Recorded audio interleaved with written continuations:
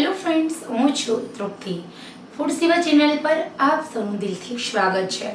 ખરેખર તમારે weight loss કરવું છે, ફેટ લોસ કરવું છે, તો સૌથી પહેલાં અહીંયા હું કહું છું એ એક્સરસાઇઝ કરો. તમારું વેટ લોસ થશે, તમારું ફેટ લોસ થશે, તમારા શરીરની ચરબી પણ ઓગળવા લાગશે. સૌથી પહેલાં તો તમારે વેટ લોસ કરવું છે તો તમારે શું કરવું જોઈએ? તમે જીમમાં જશો, તમે યોગા કરશો, તમે એક્સરસાઇઝ કરશો, તમે કોઈ મોંઘા ડાયટ પ્લાન ફોલો કરશો તો શું તમારું વેટ લોસ થશે? ખરેખર તમે આ પ્રશ્ન તમારી સેલ્ફને કરો, તમારી જાતને કરો. તમારું વજન ત્યાં સુધી ઘટવાનું નથી જ્યાં સુધી તમે તમારા શરીરની અંદર જે તમારું પાચન તંત્ર છે એને ઠીક નહીં કરો.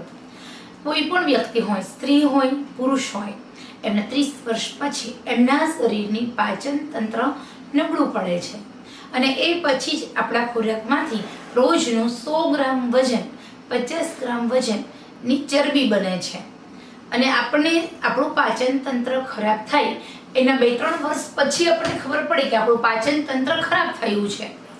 તો સૌથી પહેલાં તો શરૂઆતી લક્ષણ શું? પાચન તંત્ર જ્યારે પણ તમારું ખરાબ થાય છે તો શરૂઆતી લક્ષણમાં તમને એસિડિટી, કોઈ ગેસ્ટ્રિક પ્રોબ્લેમ્સ, પેટ ફૂલવાનો પ્રોબ્લેમ્સ, આળસ આવે છે, બગાશ આવે છે, વાળ ખરવા લાગે છે, આવા બધા ઇશ્યુઝ થાય, ખીલ થાય છે તો તમારે સમજી લેવું કે તમારું પાચન તંત્ર છે તે નબળું છે. તો હવે આપણે આ પાચન તંત્રને ઠીક કરવું હોય તો સૌથી પહેલાં અહીંયા એક એક્સરસાઇઝ છે જે માત્ર આપણા હાથની અંદર પોઈન્ટ પ્રેસ કરીને થશે. ઓકે, તો સૌથી પહેલાં તમારે તમારી જે હથેળી હોય છે આ સૌથી પહેલાં કોઈ પણ વ્યક્તિ દિવસમાં 3 ટાઈમ આ એક્સરસાઇઝ કરશે ને, ખાતા પીતા બેસતા ઉઠતા કોઈની ટાઈમ એની હાવ કરી શકો છો. તમારા શરીરનું પાચન તંત્ર મજબૂત થશે. તો સૌથી પહેલાં આપણે સૂર્ય મુદ્રા કરવાની છે. બંને હાથ હોય એને આપણે ખભા પાસે લાવવાના છે. હવે આપણે રિંગ ફિંગર, બંને હાથની રિંગ ફિંગરને હથેળીમાં આપણા શુક્ર પર્વતને ટચ કરવાનું છે, પછી એને અંગૂઠા સાથે પ્રેસ કરી દબાવી દેવાનું. 10 સેકન્ડ સુધી આ પોઝિશન રાખવાની. છોડો. ફરી રિપીટ. 1 2 3 4 5 6 7 8 9 10. છોડો. આને કહેવાય છે સૂર્ય મુદ્રા. અને આ સૂર્ય મુદ્રા આપણા શરીરની અંદર જે અહીંયા આપણા હથેળીની અંદર જે આપણી સ્નાયુઓ હોય છે એને ખેંચાણ અનુભવે છે, પોઈન્ટ પ્રેસ થાય છે, જેના કારણે તમારા શરીરની અંદર પાચન તંત્ર એક્ટિવ થાય છે અને ધીરે ધીરે તમારું પાચન તંત્ર જે ખરાબ થયું છે તે સુધરવા લાગે છે.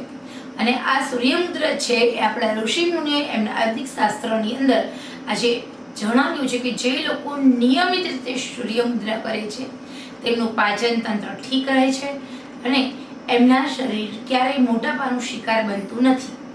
આ થઈ આપણી પહેલી એક્સરસાઇઝ. આ તમારે દિવસમાં 3 ટાઈમ કરવાની છે. સવારે 10 મિનિટ, બપોરે અને સાંજે. તો તમે ખુરશી પર બેઠા હોય, સોફા પર બેઠા હોય, આરામથી તમે આ એક્સરસાઇઝ કરી શકો છો.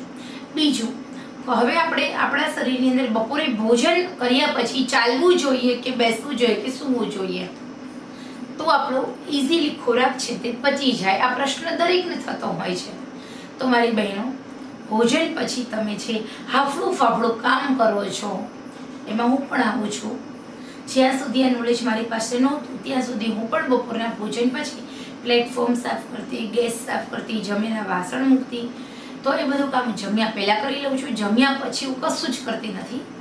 જમીને સૌથી પહેલાં 10 મિનિટ સુધી આપણા જે બંને પગ હોય છે એ બંને પગની આપણે વજ્રાસનની સ્થિતિમાં બેસવાનું.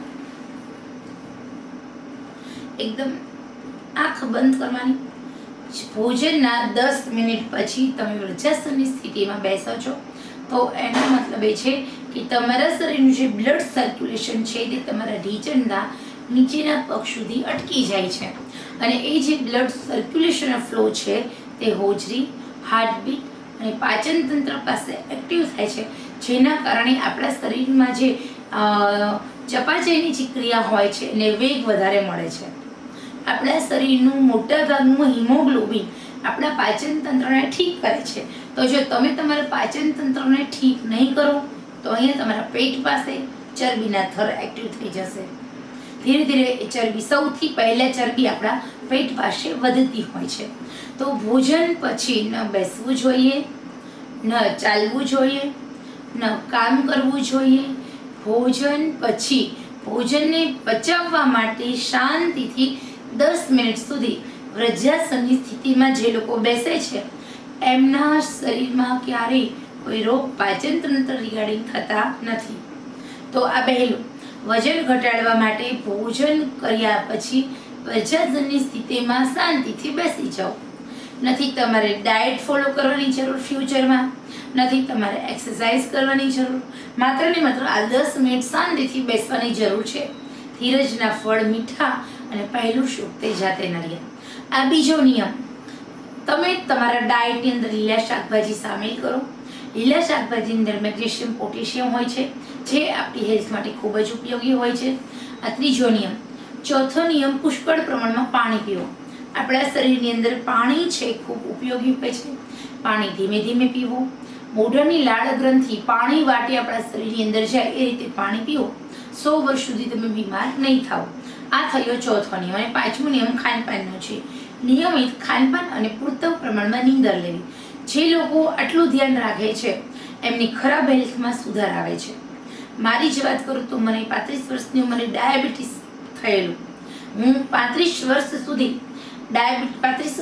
સુધી હું માત્ર ને માત્ર લેપટોપમાં 10 થી 15 કલાક કામ કરતી હતી. હું વેબ ન્યૂઝ એડિટર હતી.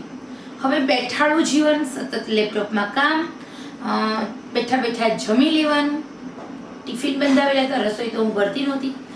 અને પછી મેં ફૂડ સેવા શરૂ કરી.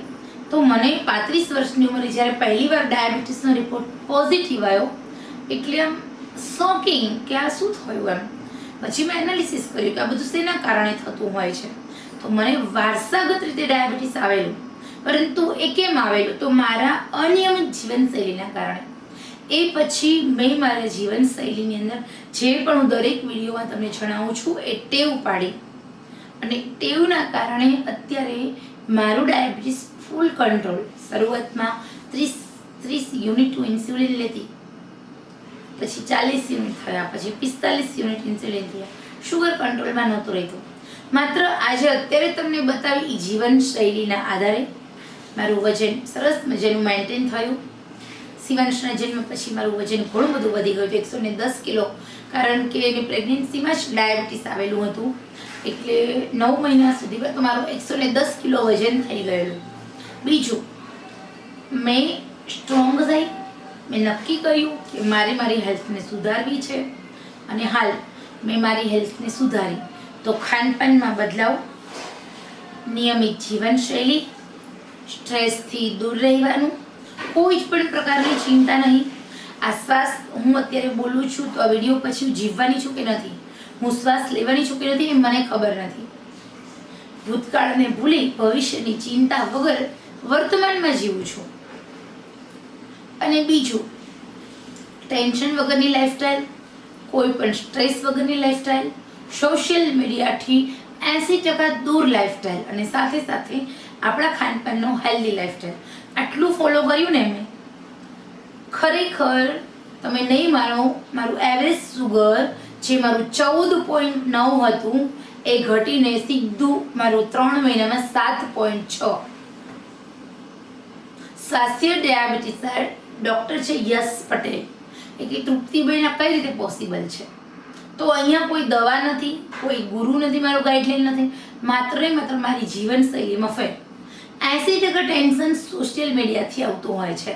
મેં આધુનિકની જગ્યાએ મેં ખૂબ જૂની લાઈફસ્ટાઈલ ફોલો કરી, જે આપણા ઋષિ મુનિઓએ આપણી લાઈફસ્ટાઈલ નક્કી કરેલી હતી એ મુજબ જીવન જીવવા લાગી. વ્યક્તિત્વ મોડર્ન રાખવાનું છે, અપડેટ થયેલું રાખવાનું છે, પરંતુ આપણી જે લાઈફસ્ટાઈલ છે તે આપણી રૂઢી જોસ્ત મુજબ જો જીવશું ને તો છેલ્લા 3 વર્ષથી મેં મારી લાઈફસ્ટાઈલમાં ઘણા બધા ફેરફારો લાવ્યા છે. હું કોઈ પણ વ્યક્તિ મને જોવે ને તો એમ કે આ બહુ જ મોડર્ન લાઈફસ્ટાઈલ જીવે છે, પરંતુ મારા ઘરની અંદર જે વ્યક્તિ 24 કલાક મારી સાથે રહે છે ને, એમ કહે છે કે તમે ઋષિમુનિઓ ટાઈપનું જીવન જીવો છો. નિયમિત વહેલા ઉઠવાનો નિયમ, વહેલા સૂવાનો નિયમ, મેડિટેશનનો નિયમ, પુસ્તકો વાંચવાનો નિયમ, મોબાઈલથી દૂર રહેવાનો નિયમ, સ્ટોરી અપલોડ કરી દેવાની પછી પૂરું. નો ચેટ, નો કોલ. માત્ર ને માત્ર ઘરમાં ધ્યાન આપવાનું, કામમાં ફોકસ કરવાનું અને મેડિટેશન કરવાનું. અને સાથે સાથે આપણા શરીરના આપણા શરીરનું સારું ઈચ્છવાનું. એના માટેના સારા નિયમો જે મેં તમને કહ્યું છે એ રીતે રોજ ફોલો કરવાના. ખરેખર મારું વજન કોઈ પણ એક્સરસાઇઝ વગર, કોઈ પણ ડાયટ વગર મહિને 3 કિલો ઘટે છે. અને ઘટાડવું હોય તો જ ઘટે છે. એવું નથી કે આપણે પછી ઘટતું જ જાય. આપણે હેલ્ધી લાઈફસ્ટાઈલમાં માનીએ છીએ, આપણે ઝીરો ફિગરમાં માનતા નથી. પણ હા, આપણે બેઠીએ તો ટાયર ન નીકળવા જોઈએ. 80 કિલો વજને મારું બોડી ફિટ રહેવું જોઈએ. ગળા પાસે ચરબી ન હોવી જોઈએ, અહીંયા શોલ્ડર પાસે ચરબી ન હોવી જોઈએ. એ લાઈફસ્ટાઈલ તમને ફિટ બનાવે છે, જે હું ફોલો કરું છું. તો ખરેખર મારી વહાલી બહેનો, આટલું ફોલો કરો. 100 વર્ષ સુધી તમે યંગ રહેશો, તમે ફિટ રહેશો, તમે ફેન રહેશો. તો ખરેખર મિત્રો, આપ સૌને માહિતી પસંદ આવી હોય તો લાઈક, શેર, સબસ્ક્રાઈબ દિલથી કરશો.